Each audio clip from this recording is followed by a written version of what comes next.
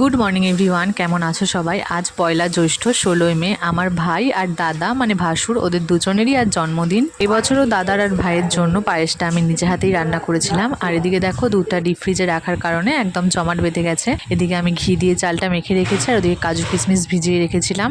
আগে থেকে যদি ঘি দিয়ে চালটা মেখে রাখা হয় পায়েস থেকে একটা সুন্দর গন্ধ বেরোয় আর পায়েসের টেস্টটাও একটু আলাদা হয়। বিকেলবেলায় বোনেরা এসেছিল, তোমরা তো জানোই আমাদের বাড়ির গোপাল অনেকদিন আমাদের এখানে এসেছিল, মানে যবে আমরা পৈতে বাড়ি গেছিলাম। আমাদের বাড়ি থেকে বোনের বাড়ি ঘুরতে গেছিল, আজ ফাইনালি গোপু ওর বাড়িতে চলে এসেছে।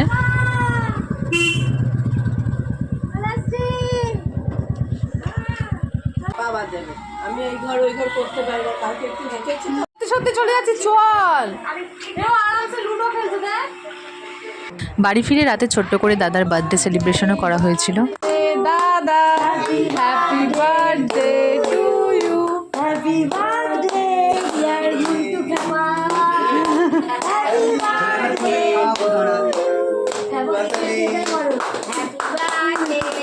আমি এই প্রথম দেখলাম, বললো যে পায়েস রান্না করবে আর মাছ, আর এই কেক কাটছে। আগেরবার কেক নিয়ে এসেছি, এইখানে দাঁড়িয়ে কাটলেও না, তুমি আমার মুখে একটুখানি দিয়ে দাও, হয়ে যাবে। তোমরা খাই দাও, মুখে মেখে দে। পাখাটা চালিয়ে দে, পাখাটা চালিয়ে দে। ওদের মুখে দিয়ে দাও। ওটা না, ওটা না, পাশেরটা একদম এই দিকেরটা। হ্যাঁ, ওদের বাচ্চাদের মুখে দিয়ে দাও। কি জানি এটা কি লেখা ছিল মুখে মেখে দে। তোমার পেটে দাও।